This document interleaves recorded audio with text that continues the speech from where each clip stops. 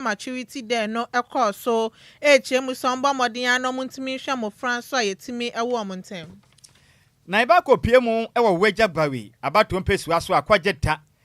ene Ghana Water Company Limited wonu treatment plant mu kire mi se de aduro no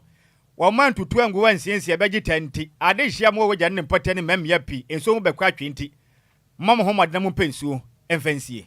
Members at the Technical University Senior Administrated Association of Ghana abekasa HM say eya ban arehwemu omodemu omotra keke no emo nsamba omadwuma mu bio. Eriba kopie mu awa pie mantem a kwa benhene dasebre enyemedu kantama totosimie no e de smart je kire bi say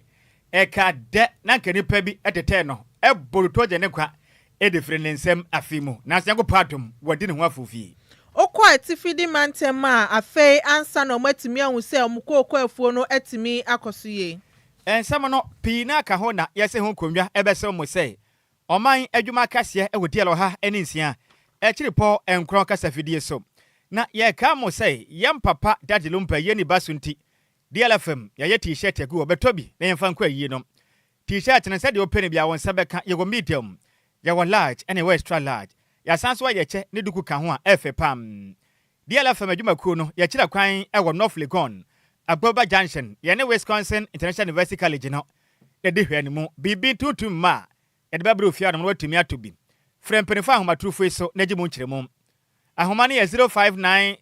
0579 284181 0579 284181 and 0531 356 732 0531 356 732. Na meka o se bronya be de ya de a obehia nsu ade besom wa hoho esan se ya de hoho pina na efra manfoforo so atimi abafie esan se fie ni fie mu bedi bronya bomoden a sa wonsa ebetimi aka Lumba nsupani bi esan se ya de afa fidie maso no sekroje ye ede mani pedua no sanso ana FDA agye atumu enti bomoden ama wonsa entimi enkabi na sa open dodo atu abetimi afrempenfo 0555 274 757 and 0577 475 343. I can come for yes and Kunya ebe so many breno dear me jeso yo gofa or see a dear yo the one in Nhyiraba Kwadwo Sammy B mene Adjoa Agyei Sikapa ye die ho ye ba ye de kasebo no echire manka sabe so na nsa na no me wo fa ase kokofu se wana se de kasebo no eye deba dia. Sekutu sebam enyade ni bia sekutu sebam yen mwachigo sekutu sebam midian gogofu sewa sekutu sebam DL kase body hinta no no ne pa hontoma DL News.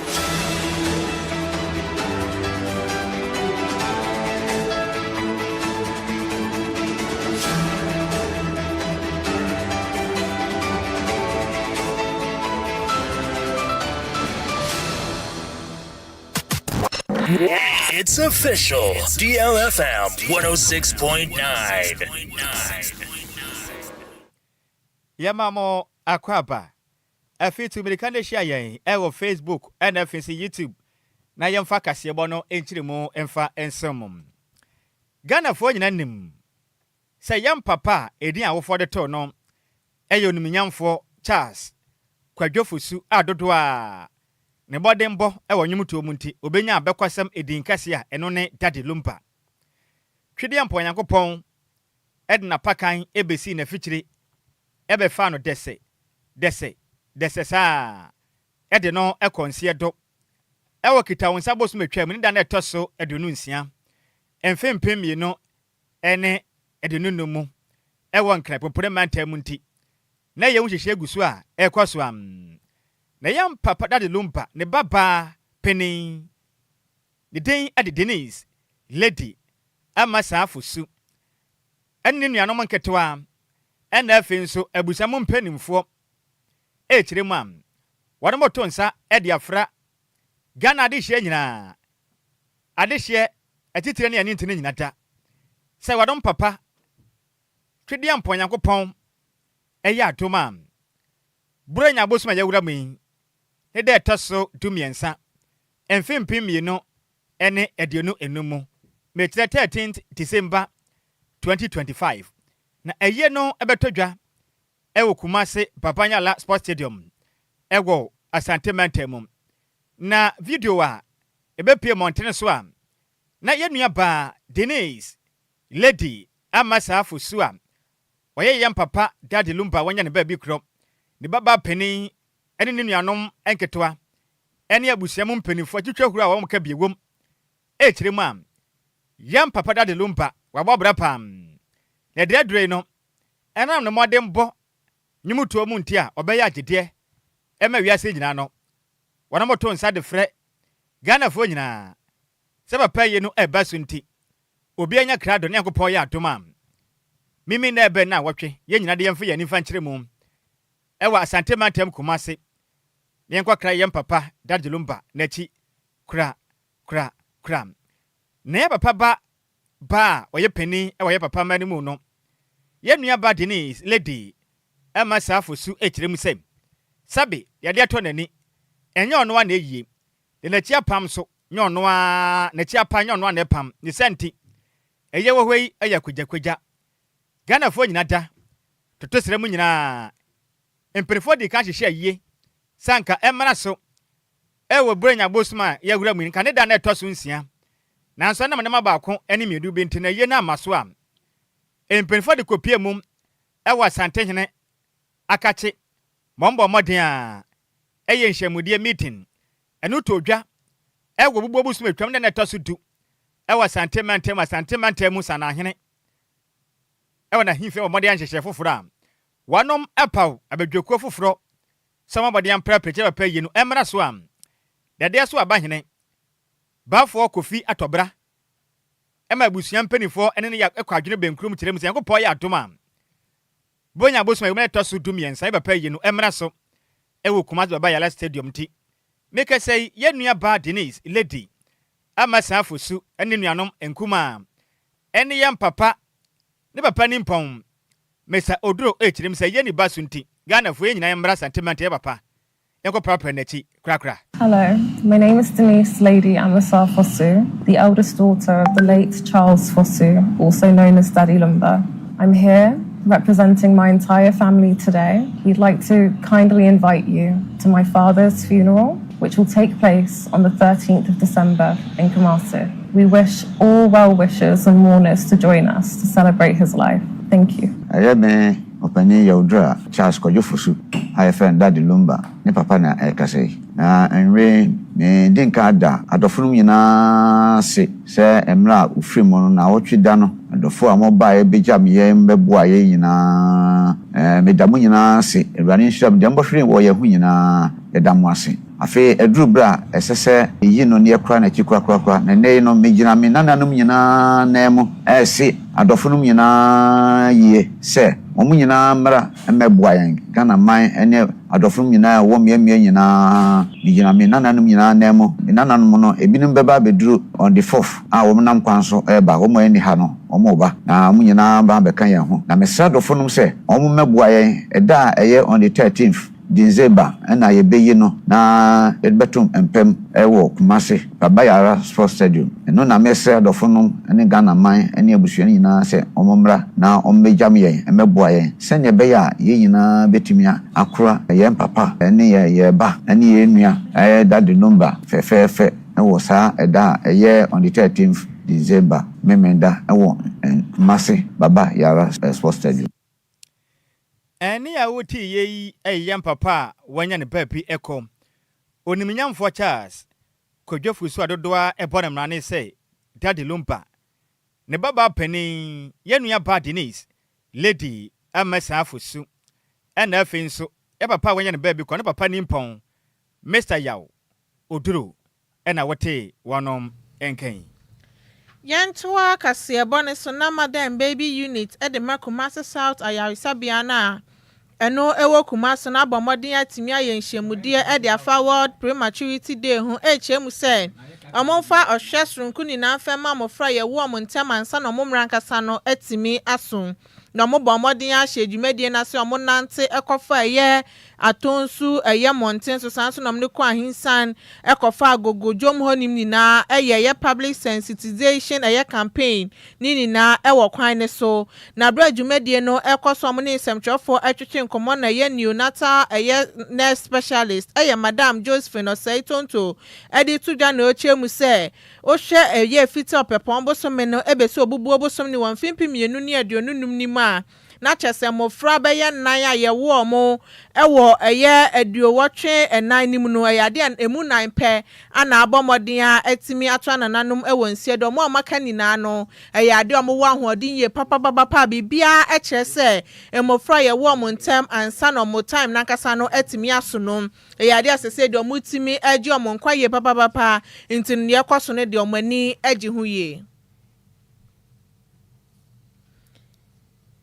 na okasa na ochemu se ade a mofra ne so maamefo ne mbomodin a se niam ahodo wo so mo ye ni na betimi abo amofra no mbomodin a no muntimi enye ye hwa efi afe ene besi nei no ye nya nkura o ye pretend be se aduowotwe be 9 enso me daroma o munyina etiase emu be 9 na afe antimi anto mana se o mantimi enye o mon kwan fantina se o maka nyina nam enema ketekese ye mo mo ne modin ba ye me daroma o munyina eti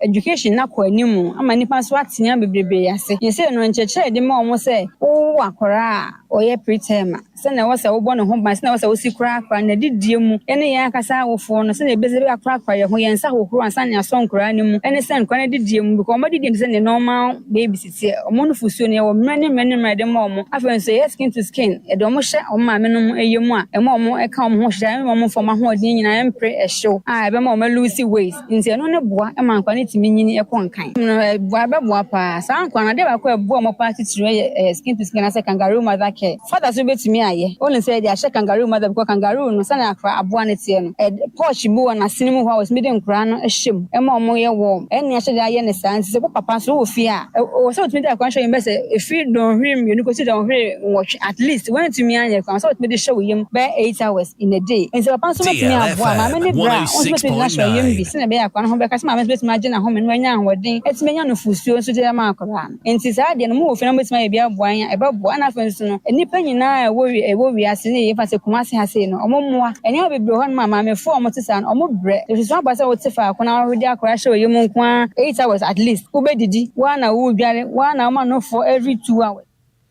eni ya uti ye neonatal nurse specialist ye madam Josephine Oseitonto na nuechi ana neonatal nurse madam Abeltina Ajiman ede futuo ede kwama maamefo ne so mbomodin ano mo hwe mo ma ne ye no mo hu ni se niema bi wo hanom na mo ye na se be ma omoma no atimi abantem e wa abro mo mre nso ya omunya isa adwumadie ni na sa ne be yo metimi akro mo ba ne ye de wo maamefo ne se o se tambia honidie ene di kan omo bedware a wo hye omo nsa ansa na omo de akwa na ahye omanim e omo ye KMC na ene omo kunu no ana obi a oben ni bia o ye KMC na ama wo mo obedi kan wo hye won nsa ufa bontina ba so watade o so sana obara watade na sana de ye KMC na wo hye won nsa ansa na o hye ase de akwa na hye ho no aye KMC o make sure so wodi dia fine kama no fusuo ne nko emfa nsuo bia ne bibia enka ho bia se ne fusuo no aduane no wo ena nsuo no so ye de e wo mu de emfa so a de ne fusuo no e ba bebre no ene se ene KMC no ene se eboa ma akwa no ye de eye warm ema oye nyinu tambia no ho ye sebe ye beboa na umuden se wo home a maame no so ye de wote se wo ye de o home ena afa subiem no maamefo no aya ma omo ennum ensa ena se all smoky ni nyina eboa ema omo ena ma aka ho de omo ye de omo de preterm no tie sro mo se some lifestyle bi wo hono mo a aya omo njan na omo sa omo nyemu a ebi so hye omo ho bone etitire omo a enkanka no omo woda no omo enyema omo ba ANC entem eno na yes awofo no bebre say yes omo nyemu a omo ba ANC entem nyinsen obi anko ene de ebeye no nti wonim menka se wa woda na enti anya hwe ebi anko betwa infection be wo ho na wonim ana bibi na de preterm na de aba ene multiple pregnancies na ntafo awo no na de preterm ba na wonnim nti wo ba ntem a ne hu ne ntem aso ano ama wo ye de ntem na emom na ama ne sanita pretem ne ba eso nyoma bebre na ye de ye church mu ka eni ensuo ba ho ye nka ne sa se o ye ensuo ba ne time na nso na so eni pate se yen ya nti ye sure mo ntiti omu ye ni KMC na omo nyine pepe pate se oma ya wo mo tembe bisno se oso a obo so begini kese kama so na mani anka nche wo se ana wan bi man kan nche wo na no se me na me pretem a unhu da 6 months full 7 months full omo nyina nyine se tembe bisno pepe ta me de ye hospital ha de ye be kasa asambia ye de enyi hono omo ba ye sure mo kama emma omo nufusuo ne etimi wo mo nufusuo Eni ya uti ye eye neonatal nurse eye Madam Albertina Agyei na ne krakra mu ana senior midwifery eye officer eye Claudia Kosia Sante ede adesrede ede to eye omo kebie wom nyina anim so omo modern ana omo bebu omo sikasemu sane mofra ye wo omo ntema omo mre ensunye no betimi anya sika etimi ahwe wom behia etumi di aso mmofra nim abraya wo mo pretend de bebre de di kan ye besre ye beka financial support ye besre attitude ne omo nsem mobi ewo Ghana ha nyina Kumase baby bia se o betuma beso ye mu ama ya hwe mmofra no se ye wo abofra 36 weeks ekon from ebi wo mo mutumi da hospital ase obi otumi da ha bosome bosome mienu ansa na ye sani wait na eye abofra no ho yansa na me na kofie nti omo da ha no sa abosome ba ko bosome mienu no na omo bills na ekosro eno sa na turu bet mi yetumi challenges ma de se bitumi ne ekosa omo bills na ekosro mu nyes kantia nti e be se nko bitumi aso ya sia bia bills tia no ba be support ma de se ma ya ye be se 106.9 otumfo say tutu ebo emu ase ebo ni din ye be se despite group antina any coffee job oma iska wo omo sem kaka omo bitumi aboa ye no ye omo beda ha se omo be support with omo bills no na ebiem ye be hia fireflies machine bia de mofra ne tu esan se omo ye preterms nti aya omo moja no sububu ntentem nti bebre na omo probably some benya jaundice na na wosro nti enya fireflies ye ni ba kokora we ha se nti enya bi wa ha se ebetumi aboa ya me ya hwe mofra ne kama na ye be se hia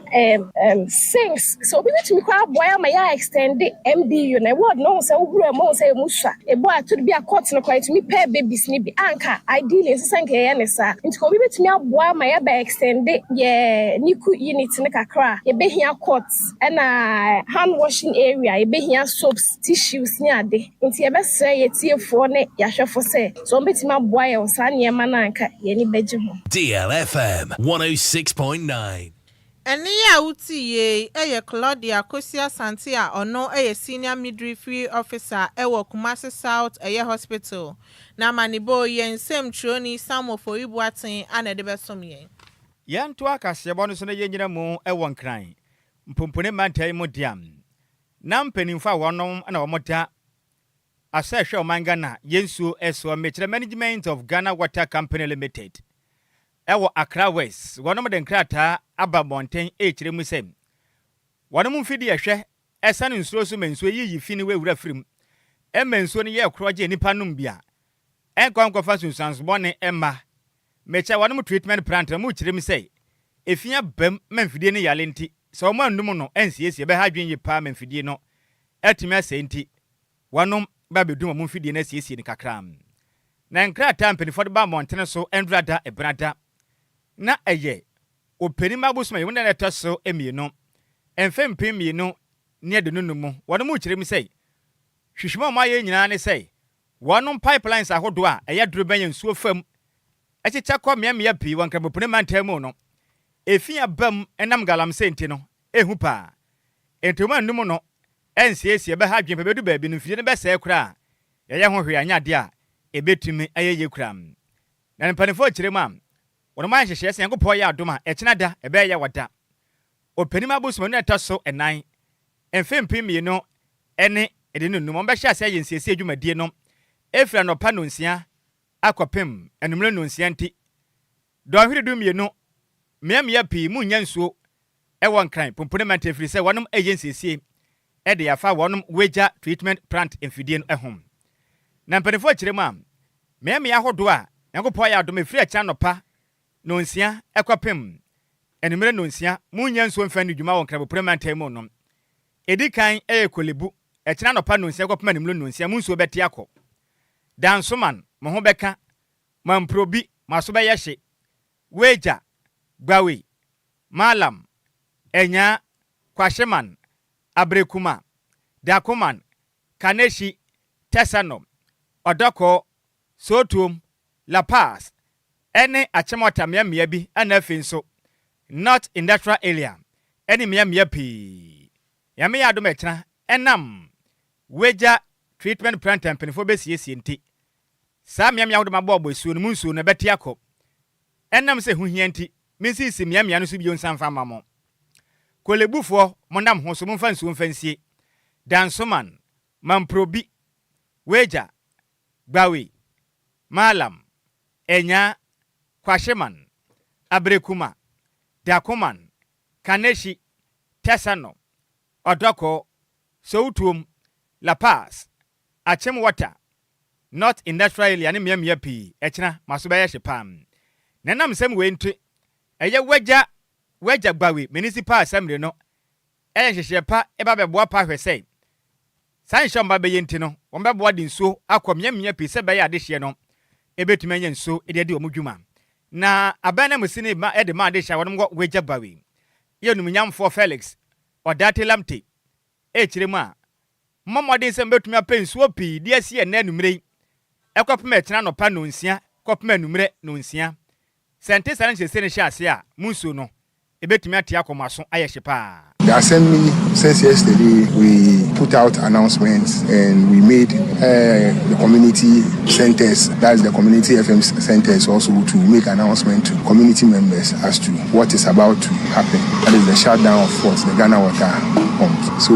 I'm sure the announcement was in the effect of that to ensure that people can store a lot of water to be able to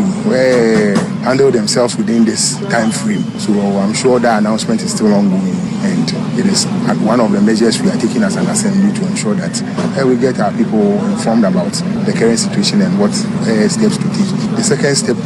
we want to put out is getting our drip coordinators number out there, and myself and my drip coordinator will make sure also that we earmark places that if we know that they are hard hit areas, we'll send our water tanker there to give them water supply, so that any other community, any community that will be hard hit with this situation should contact the assemblyman, contact the drip coordinator, and we will get them the needed water supply in that community. So we are on standby, and both hospitals, clinics, and other facilities around that needs that service should contact the assemblyman, or if possible, contact myself, and I'll also ensure that the drip coordinator gets the information for it to be done. Eni a wuti ye ayaban ana musene de ma de hia wonom ewo weja bawe abato mpesu aso ewon kran pompore mantem ne den edonimnyamfo Felix odate lamte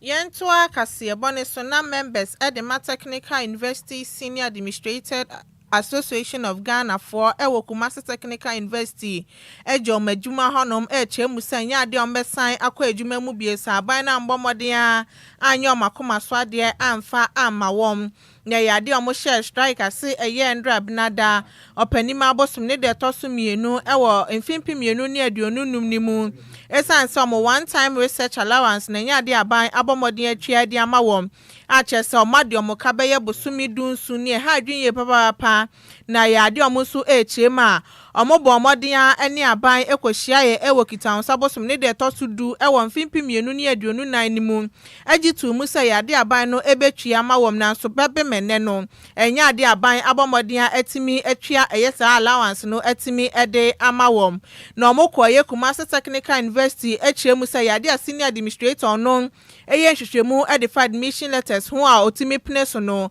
enya ade a enen watimi akona adwuma makoye adwuma sanse omuni na ayo ma agen se kopem se aban no ebebomodin ayo ma bisade amawom no enya ade a mobekọ adwuam na omune nsamtwafo etwetwe nkomo na Kumasi Technical University for yo chairman edema eyetusak eyakwasi safo ageman edi tuja na ochemu se nya ade a members no ebebomodin ahwa rehwemu tra aban ede mawom no masan so akwadwumam kopem se allowance na ban betwa ska ni na ade amawom ne de nya ade a ombesi adwumam ho The assurances, because even we have a document that we've signed, and as we speak, it's not been paid. So an assurance, that will be tough, but we need to get a substantial assurance from the government side. That's where maybe the NEC will meet, and through the National Council, we might consider if we will suspend the strike or otherwise. They are demanding for it. It's an agreement. It's a condition that we signed, and the document is here. So if you enter into an agreement with someone and you fail to do your part,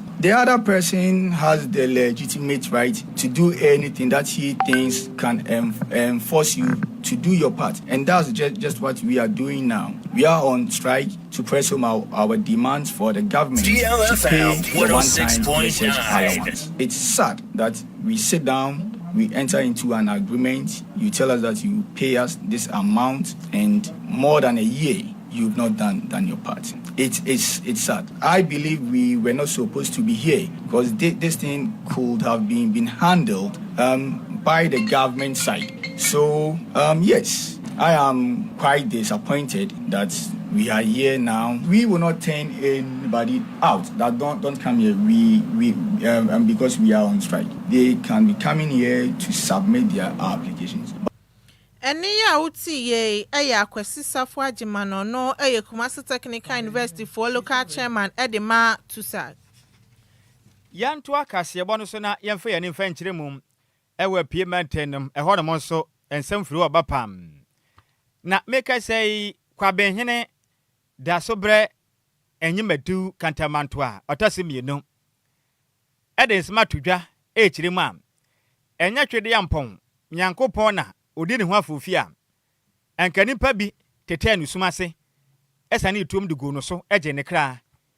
edifiri ne nsem Kwesi boni baka ne assassination attempt nya asim kuma kram na kasa na o kire musem na anka na opese edikan one ne manfo mo wo kwaben ne mpatam bodwa data no bu nko nta de kire wonom na anka no betodwa ewo efiada obubu abusuma etwam nda na taso donson emfempem me ne dunu me kire 17th November 2025 na so nipa bi koji ne tirisi sika senkaja omo kwacheche no no wa mabonuto dimayawo aje ne nkwa e de afininse nanso twede yamponyankopon eja nanan egoma pempam nti Ghana Post Service etumi saka sanipa bonfo we ya mekasei wonom aso etima hye pam na kwabenhene onu kura yenso ye ocheman jasehene ekiremam etiwa West mensini eye District Security Council DISEC empanifo ene achem ebuakwa nananama trenkonwa ebo moden ede wo hye ede to dwadata akoma bebo no so ekire ne sei wonom eye hwehwemu afanipa kura watai sabe sa gudisem ene adwenbone ankanankwa omukwa akwaje efri ne nsem no ho prise ompese omoboa na asomdwe mapa etumi ba ansa na wonom atumi amabram wonom hyemu de edi kan bebo dwadata no etimi abaso da sebre enyimadu kantamantoto semienu ono kra ye ohene papua edema de hyiam wonom ewo kwaben ekiremam sesei wonom dwaba edi kan anu ye dwadata obebu nkonta afanyuma pa wa ye ne sompa wasom kwaben hene be ye mfinhia so ntemu no ebetodwa Nyankopon ya adoma efiada ne da eno be ye bronya bosuma yemu eye efiada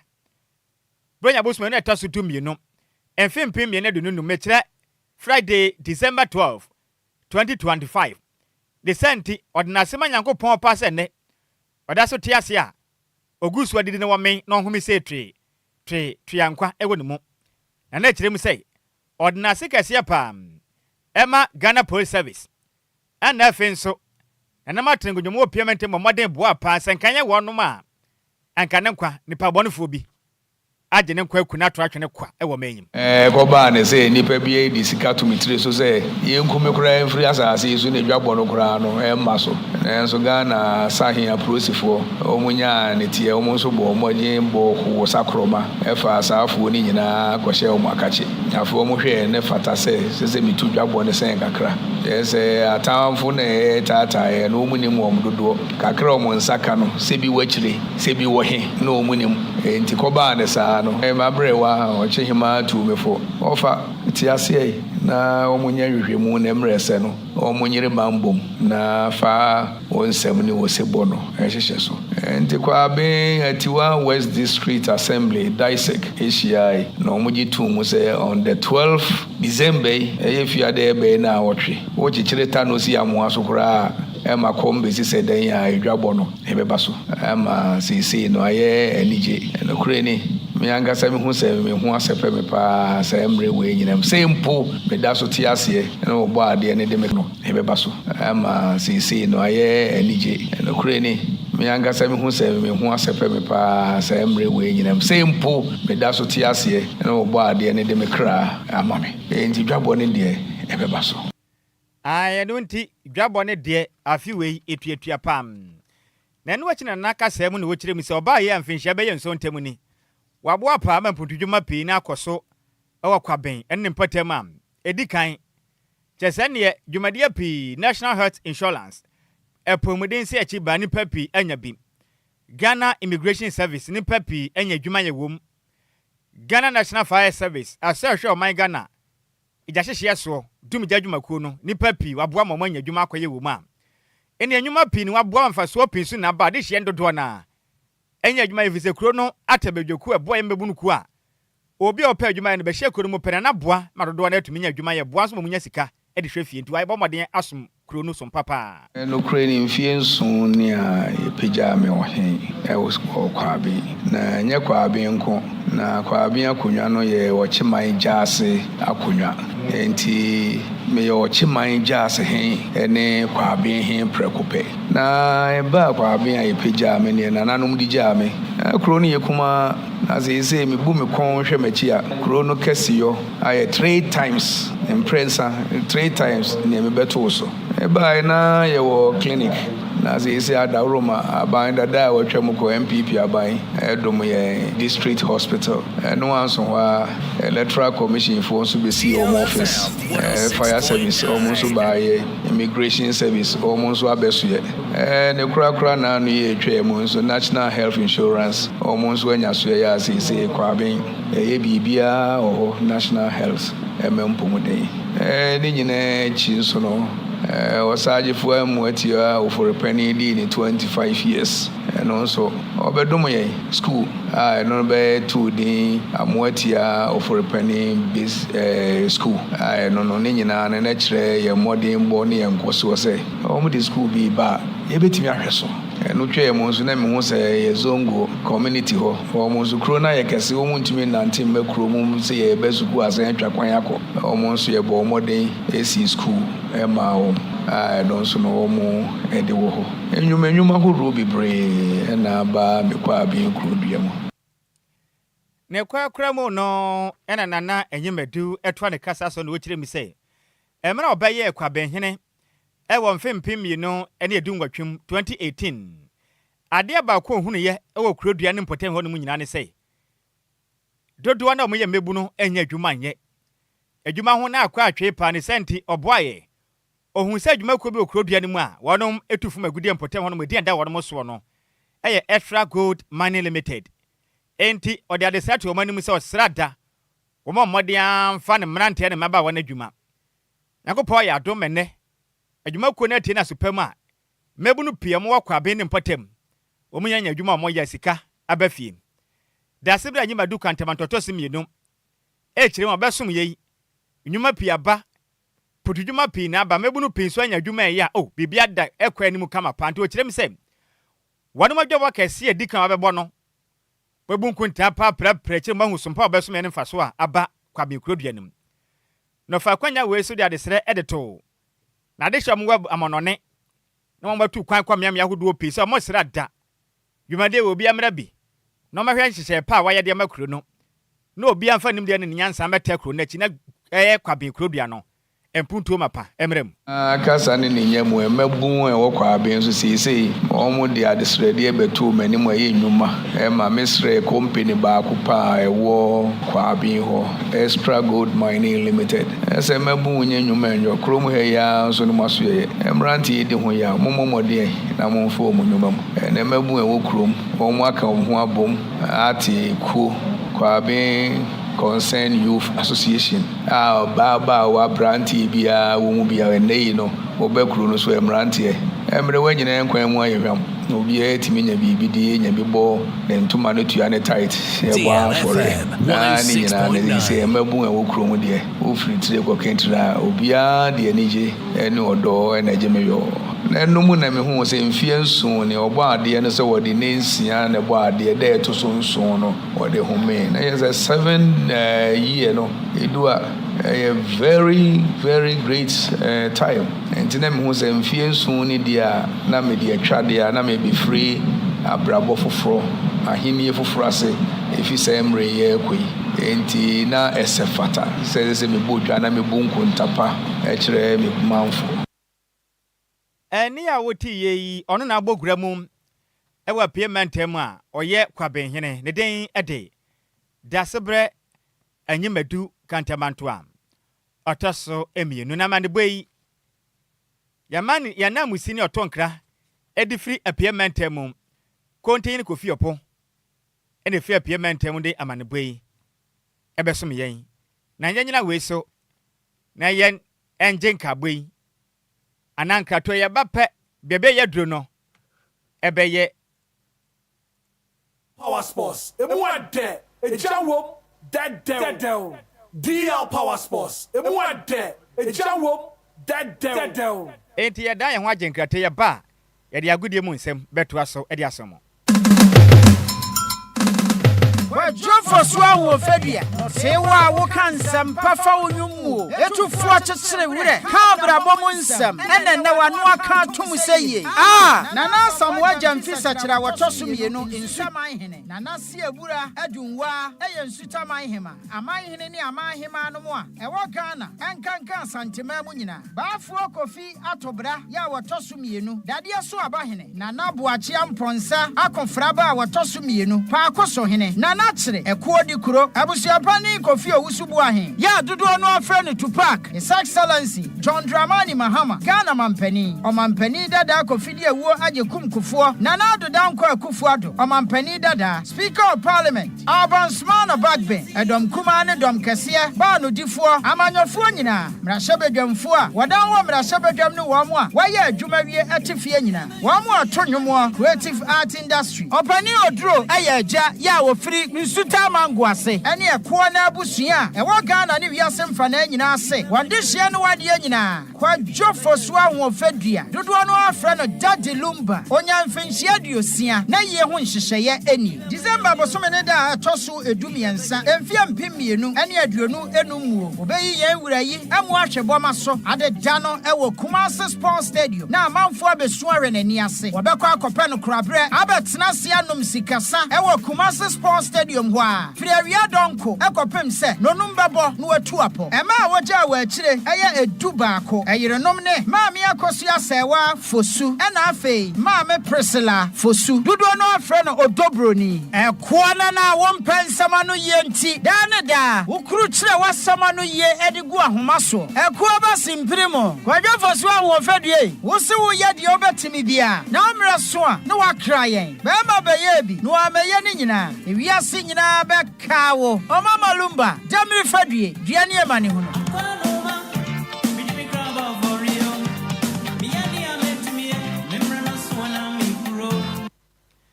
yamamo akwa bebe ye dre de ye sramo yanka adwenkyera mode aba ne taw ye wiepe right now na ye ko agropamaso na ye den sema hodo am sports for ne de aba no e de asomo na yenko Facebook no so a anane kunsu kodwokrom de aba no se eba akan kase ye bo akenkan pa dia eno ane heya DLFM 106.9 medase me wofa se anane kunsu kodwokrom ya menhira opi na Sweet Elizabeth de aba no se Adjoa my darling Uncle Sam any pretty Sikapa time aso 13th December wow sweet Betty nie odi Lebanon zone 4 yeko na Rector Ben the Abano say good evening wafa Sammy B any Adjoa Agyei Sikapa say time aso mumna ne nyina yenko Kumase ne yenko ya papa agie no na comfort to my the Abano say good evening wafa Sammy B any Adjoa Agyei Sikapa DLFM news or say the best always on point or share live edi free spentest Coca-Cola e hono hwe yen edi free na dole ya jewe eje di aba na say good evening Sammy B any pretty Mina Sikapa Adjoa Agyei Sikapa hwe live edi free Christian Village Achemota light out here omadum kane na o kakra mba be sama mamunsuru na dole ya jewe akra di aba na wasi DL news ona po ya da mase bebe ya dro yi de ya duru so na say ya DL Power Sports on DLFM 106.9. DL Power Sports. Emwade. Ejawom. Dead. Pressure, Mr. Kasante, Mr. Brother, Mr. Kasante, Asante, Mr. Kasante, watch your money, Mr. Kasante, hey, Borike!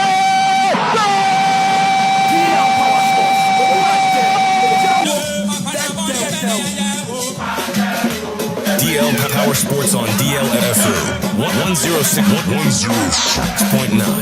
DL Power Sports on DLFM 106.9. Wafa se odi sika brand ya trase ye nkwa ne chene ma na kwaba odi ofa majo bejo so empom ti sen nyame adom krokram kakra na so nyame adom eti apo yeshi ache kakra yeshi ache won se ye be hye bia na ese na watwe ni ntemu ade okay ukwada na mu no na ya iteshi adodo na ni ese wo fa ise me hye nso yes ma feel pa o mi so ma feel pa da bia mi fia na me monitor mo pa mo bodjuma oni Sikapa de kase ne de se kase a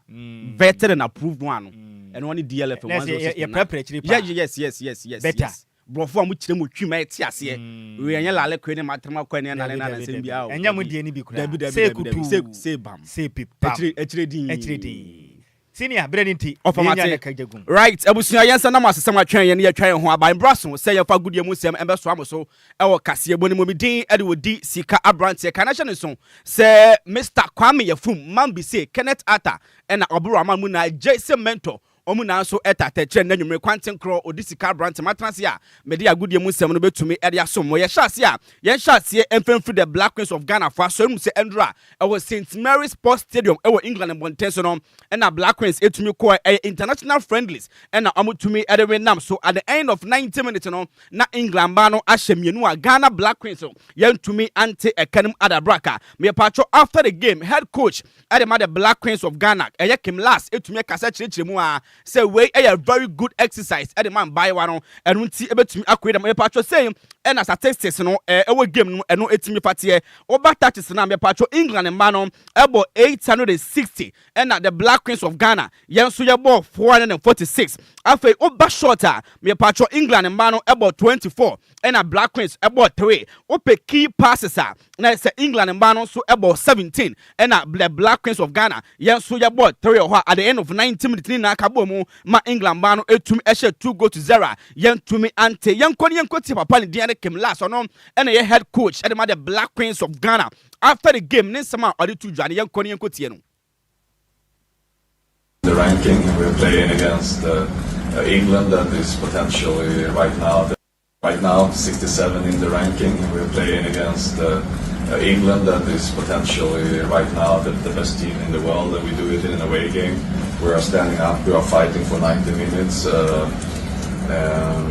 and I think that we can be really proud how we was performing in the game, how hard the girls worked, and overall I'm really happy. Right, abusua ene ayetie head coach the Black Queens of Ghana coach Kim last ne some to draw after the game abra the England embark team no etumi the Black Queens of Ghana twam kan mienu a omonso entumi until ho me patcho after the game embayo ano technical team and after me patcho Branton baba omo call ye ko tie place neche no omu na etumi ekom nchen ekoka say thank you so omu na etumi ejom adwuma ho eba ye free Ghana ha say ebi efi abrochire omu na ba stadium wo etumi betan by won echi yenko tie senia na fe yen sanhwe senia na atmosphere no eno so etumi fase say after the game in Bayano together with the technical team eko supporters and fans amoba stadium wo etumi betan by won echi eko dom ase.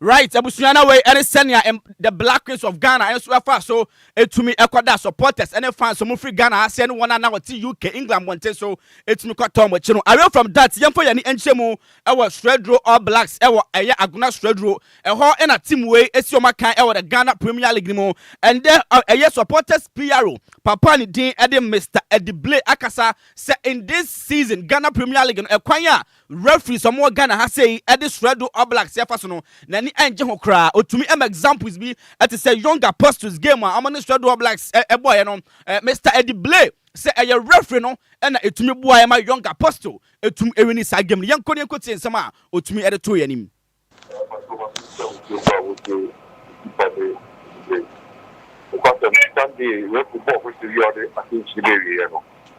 It took 2 hours before to leave the stadium. But 8 o'clock in the stadium, they were taking tests with the Black Queens branch and the management. Supporters figures, for instance, if we park almost 8 o'clock, discussing issues, we don't understand. You have got 3 matches. We now have got 3 matches that I think part of line of the ball draw. Against how to book the ball draw. Now, young apostles the ball draw. But I can confidently tell you, let's do a match last Sunday. I mean, you know, we need for the result this is good. Right, and yeah, a supporters PRO. Eddie Ma Shredro All Blacks, Mr. Eddie Blay, and somebody to just say referees in the Ghana Premier League. Omo Eddie games no Eddie Tongo pa. Or to so eka say emfa home say referees no esisi omo this season no otumi eka sa dia players this players no etumi embo mo cham so na games aka the Ghana Premier League ni na no Shredro All Blacks players etumi bo mo den say you home say ya away omutumi nya win emfa ma club no. We want to take effect, no matter multiply because they have been there. People say that all so good township in the Kwaka, the cost from so good Accra and Enquires, the quarantine center. Right? People are disappointed, but all the team supporting Quebec. We are telling the players, take the time we need to lift up your game. Yes, we are so. At times that the Yaka went to one of our refugees, the DLFM, we had right, Abusuya and ya Mr. Eddie Blay on and supporters PRO Eddie Ma Shredro All Blacks Aguna Shredro. Away from that, young fire ni enchemu Accra Heart of Folk and a communication director Eddie Ma Club no Mr. Opari Ado Akasa area to just say saying supporters any football lovers fan the Ghana Black Stars number 1 goalkeeper go post him and farmer Accra Heart to Folk. I brought in the Benjamin Asari. And no and a papa dim at the Kwame Opari Ado. I can say to just say the reason why here Benjamin Asari after say of Black Stars ever Heart to Folk no on to me and the go post no and farmer club no. Young couldn't go to some Kwame Opari Ado to me at the Atuyanim. The core national team, no, he came to me when he came to the office on Friday. The core national team, no, we have small issue with Menai right. If he occur by Dr. Saheno, Dr. Pambo, so again, it's been usually say, oh, she boot for fraud, boot for fraud, and I said, when you do closely with footballers, most of them correct impact. When you are and you feel the impact, the space will more open, you don't get the impact well. Any idea Right, Abusunya, and yeah, Mr. Kwame or Parayado, communication director at the Accra to focus on the reason why here Benjamin Asari, Black Stars #1 goalkeeper. On to me and I go post more and for my club on what I said. I Branson and an injury. I want a 90 boot or question of Black Stars. Miano, I'm an Naya who are Branson and to NCA and for my club on them. You to Busan said, you said the typical home grounds at the Accra had to focus on the Accra Sports Stadium. I'm saying, and I'm saying, you're to me some cookun and Mukakaina, some move free Accra Sports Stadium and Maniachemo, our University of Ghana Sports Stadium. Or the reason why it's here. Across the folk and so much kind ever across sports stadium minimum almost a kind ever Lagos Sports Stadium. Fortunate as in the dealing of House of Folk or the dealing of Kotokorini and opponents. Even in recent time, venues are in Abekwa with Marcus, it is full to about 15,000. I mean the capacity at the supporters walk. You get it. So about has me Kotoko Ewoligo. That's the Legon venue is about 10,000. That's only full 10,000. That is a lot of money. But about the same 10,000. That's you get that. Our decision is to remain at Legon, and that's where we are until say. Right, Abusunya and Mr. Kwame or Parayado and communication director at the Accra Heart of Folk. Or also Ebusane said this season my targets as a club saying FA Cup na mo pe ana se mo pe Ghana Premier League nko de kwatie Mr. Kwame Waparayado media more that top. I'm on 23 or 21. In football, anything can happen, but 2 points is not beyond House of Folk. And for us, we have always said it. And every day, Coach Becker, you don't go into competition, you go and fight for whatever there is to fight for. But you don't have to invite, sorry to say, unnecessary pressure on yourself. You take it game after game, game after game, game after game. Since you say, you have FA Cup, no problem at 3 o'clock. You have true life. Of course. Right, Abusunya and Mr. Kwame Waparayado target for the season. Edema Accra had to folk and I want to me Eddie Atujano. Away from that, Yamfiani Enchem or the Ghana Football Association, a yet disciplinary committee. I'm out to me Eddie Fine, I call Eddie Amak Club and the team, Eddie Basake Holy Stars, Brekum Chelsea, and a young apostles. I'm out fine now 5,000 Ghana cities each for misconduct. Our Ghana Premier League anymore. Now, Oko Brekum Chelsea first way, ya, me patronian say a final no HSL. A year me patron Brekum Chelsea, Feli said match highlighter. Boy against a year Basike Holy Stars no a sanka omo 20 videos about bonten within 48 hours omo to me and famba into Brekum Chelsea and Basike Holy Stars na before to me a final 5,000 Ghana cedis ya this latest no and no so to edema our Brekum Chelsea for aso ye no omo so ya final my 15,000 Ghana cedis say omo to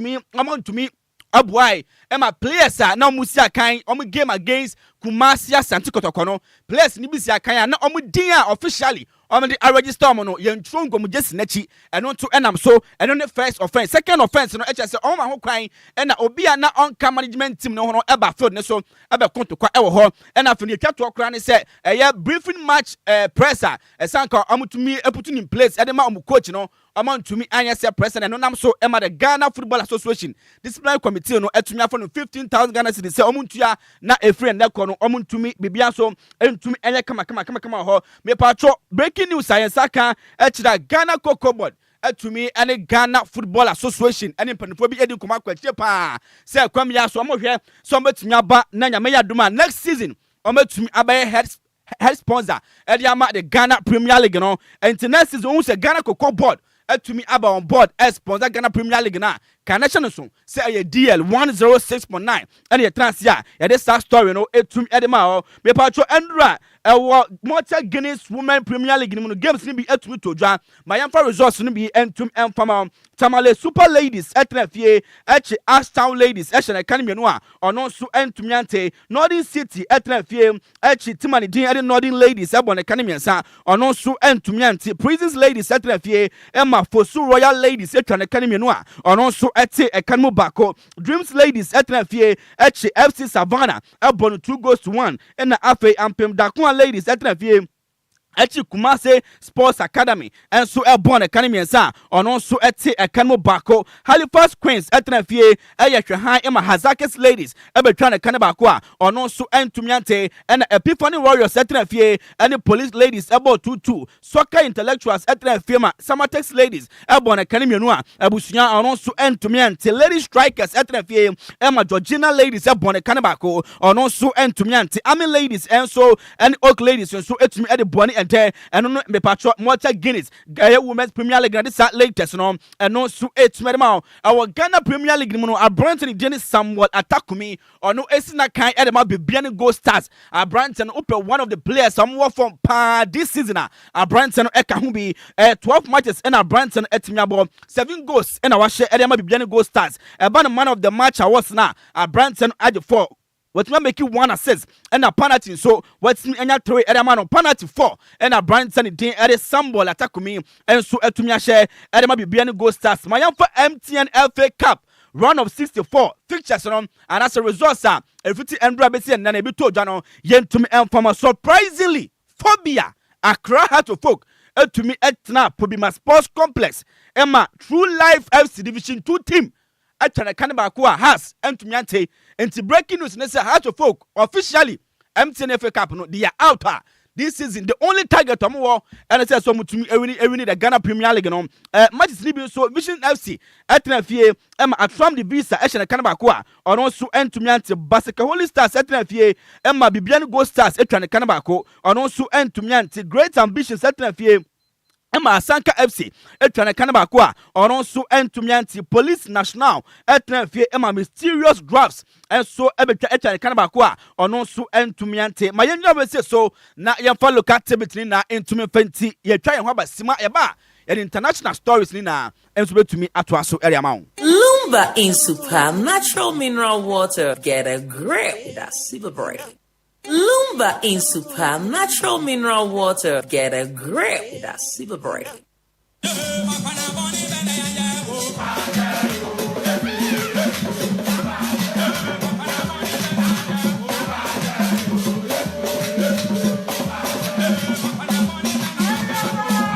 Lumba in super natural mineral water get a grip that's super bright.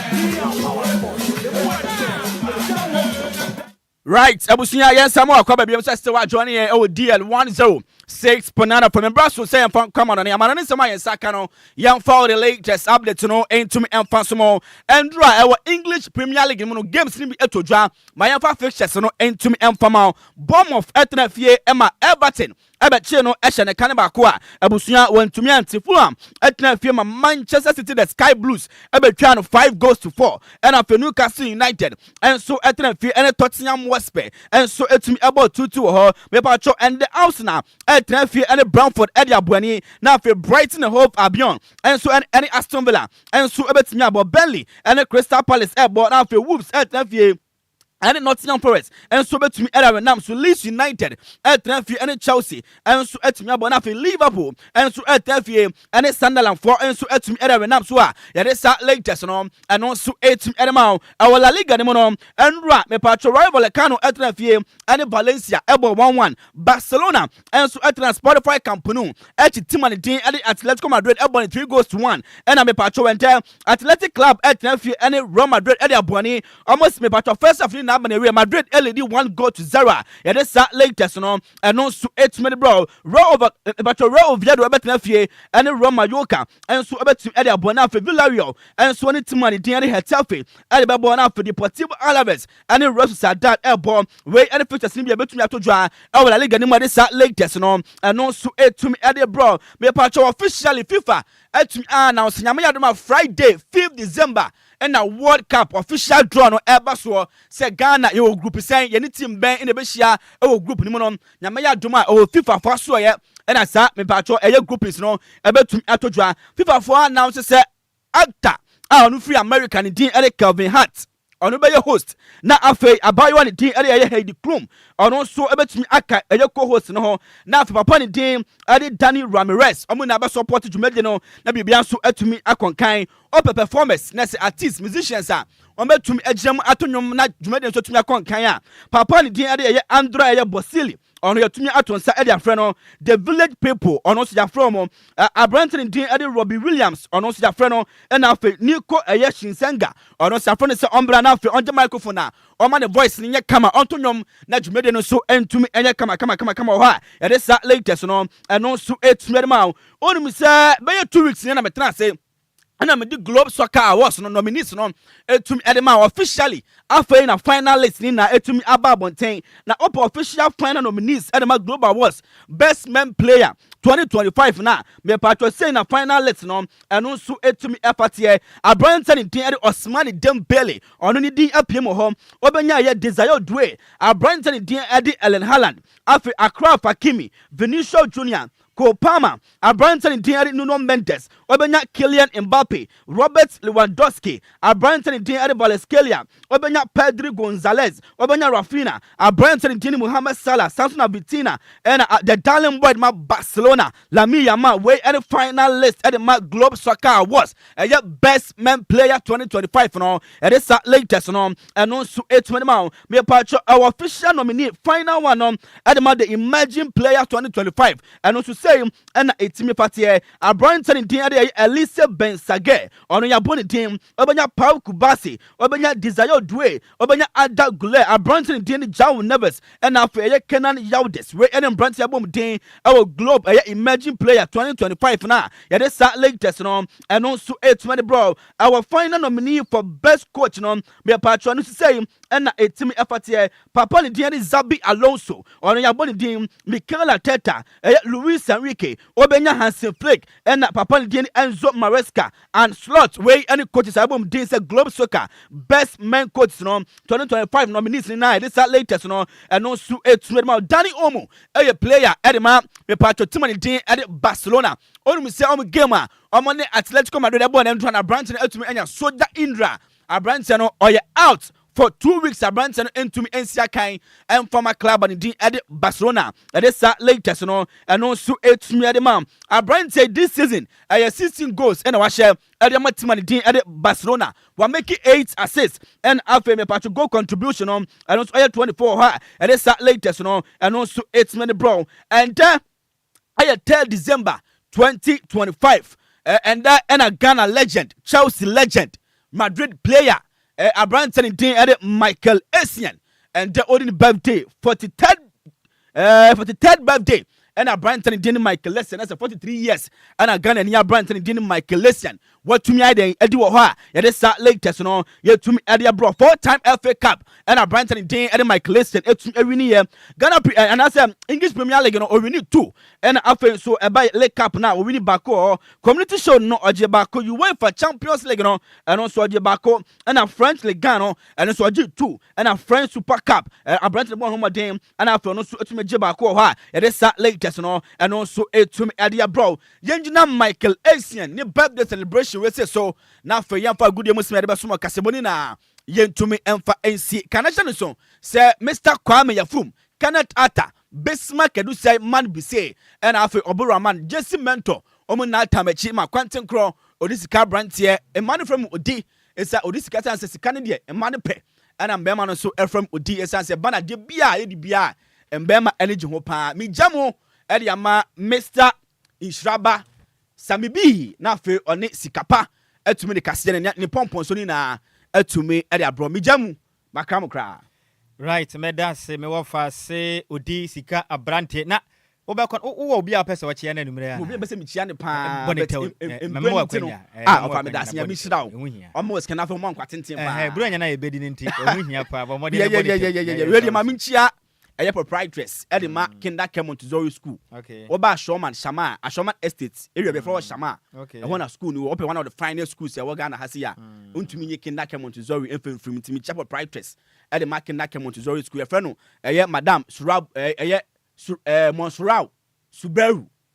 madam Monsurau Suberu aha e do na frɛ no madam Kinder Care nti be bia madam Monsurau Suberu e wo bia no a very special good evening and confirm the panafe lastly last Saturday and minua madam fo your friend Abigail otumi graduate from Cape Coast Technical University and they say opobia wa ben pa first class ne bonda form ha it be obi am chia ne papa me sanso ma no congratulations. Say wa go school 4 years no timi awie. No timi bag first class. Timi channel perform me that say. Me da se pa odisika brantie e na hotel ne kasa or the sports ebe somo e wa kase bono so na yes so anis na DJ Zigibi se yem fan chia kase permanent sister Hawa. Ona yes wo Edma Haya Originals or Awish Banyard Water Works e hono no butu nti we free senior technician e wo DLFM 106.9 DJ Zigibi e man friend so Zigios ona o se yem fan chia permanent sister Hawa. Ona ye chief executive officer Edma Haya Originals or Awish Banyard Water Works e hono no butu nti awofe Zigibi se yankan chiro se o chia o penimrei Wachiao, Yankopon show so no more home pa, and farmer or any abusian in na. Senior man, Kofale by Edma House of Dear. Say, Crime Papa B, say, Crame Papa B, and a minute chow na. Or say, young fan check as young farmer, a man's yet bush meat chopper, a honor day in Remunam Papa. Sacra and tears or train set up bo. Someone sign nam na wopa when Sabakabi. Enti amanse topa eno ye hodi ndom papa na ewo man 7 achem water ne potem hodi agigi afiba potem ana champion nyasa enti eno ma prepare chire pa anti senior man founder Edma House of Dear fan club no se kwame papa bi o se enka nchem so chia mo pa na monam no so ede pa krantie pa se kutu se bebam enti amanse topa bushmeat dem mfa ni agro o maso ye Mo my 7 achemota yamishiramo we efri